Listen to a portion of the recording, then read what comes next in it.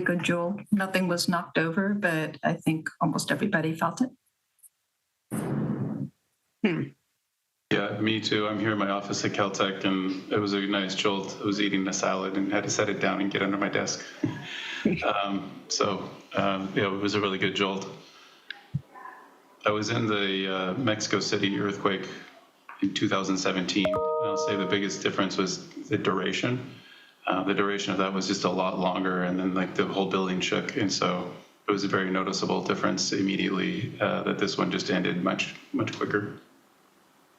People are asking us about reports of damage or injuries. Remember that those don't come to the seismologists. Those go through emergency management and police departments.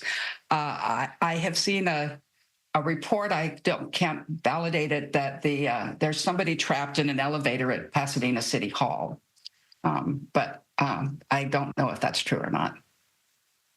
So we get the "did you feel it" reports coming in from people who experienced the shaking, and then quite a few people felt that. We have over 15,000. I don't know if this was covered before I was able to jump on. If people felt it, we do encourage them to go to the website and tell us what they felt. That helps us put together a map. I'm not seeing reports of shaking at a damaging level. It was just right at that cusp from what's come in so far.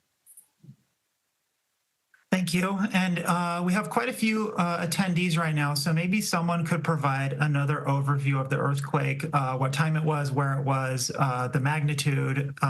Anyone who wants to take that, go ahead.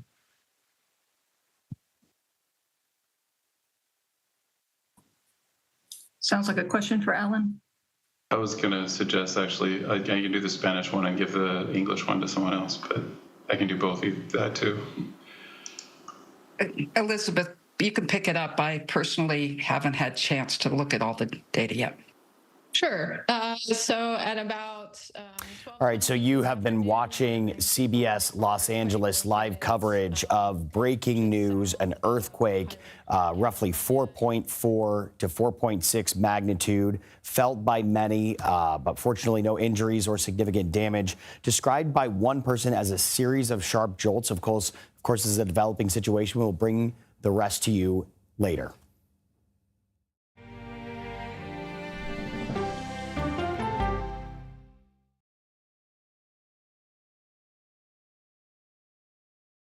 Okay, so let's just start at the beginning. Well, let me start with this. What is at stake here? What is the answer then? Do you know why? You want me to just keep going? Is that a good thing or a bad thing? Were there death threats? How is this possible? What's wrong with that argument? Are you saying they lied? Have you told the government that? Why won't you say the word crisis? You're not answering my question. This really is that scary? Does that make sense? What do you mean? What does that mean in Did any of that make sense?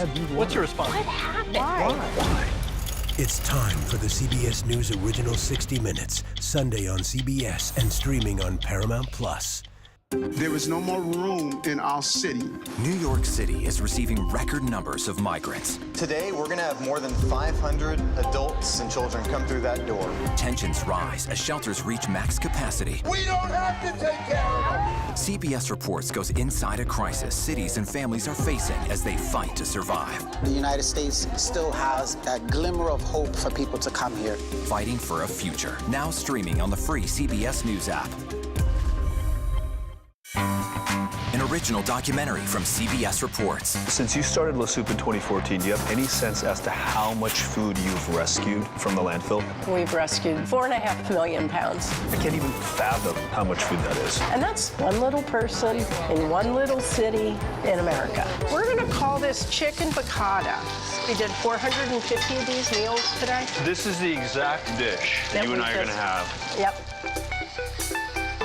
Oh, really good. Is it good? Mm-hmm. Having a plan of how to keep people fed should be in every single city. If we eliminated food waste, could we eliminate hunger? Yes. Eating Trash, now streaming on the free CBS News app.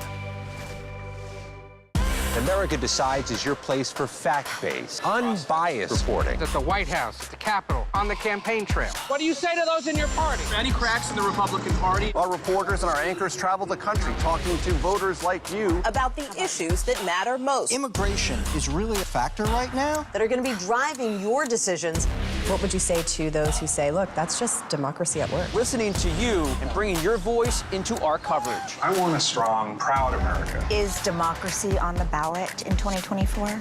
Let us help you decide. America Decides on CBS News 24/7. Stream our expanded one-hour program Monday through Thursday at 5 p.m. Eastern. When people say who's first to get in the morning, that would be me. Morning news matters because it sets the tone for your day, and it's a way of getting you started. Day to day, that first draft of history, it happens right here. We're going to uplift you. We're going to send you out your way. We'll take you places. We teach you new things. And we make you feel like, it's not all bad. People say to me, you always seem to be having a good time. And you know what? You're right. Your morning routine just got better. CBS Mornings, weekdays at 7. I'm John Dickerson. Join me for the Daily Report, weekdays on CBS News 24/7. Tonight, Eye on America. What happens when the largest employer in a small town shuts down? Then why are men's cancer rates rising faster than women's? And the Maui wildfires nearly took everything from this runner, but he found a way to keep going on the CBS Evening.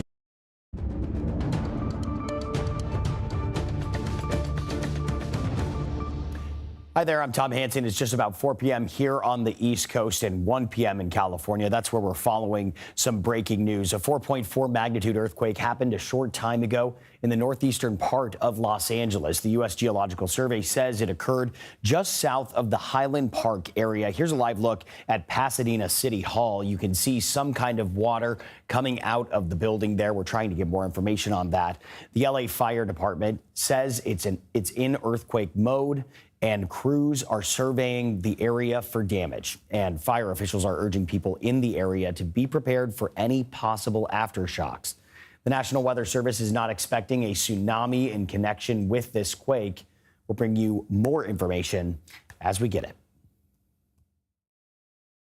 We turn now to the presidential race and concerns about election security. Over the weekend, the Trump campaign claimed it was hacked, and it appears to be blaming Iran. Meanwhile, a New York Times Siena poll shows Vice President Harris leading Trump in 3 battleground states. She has a 4-point advantage in Michigan, Wisconsin, and Pennsylvania. The vice president visited all of those states last week on her battleground tour with Governor Tim Walz. CBS News political correspondent Caitlin Huey-Burns is covering the campaign's movements for us. She's in our Washington bureau. Caitlin, so good to have you on. Last week, Harris and Governor Tim Walz teamed up to do the battleground state tour.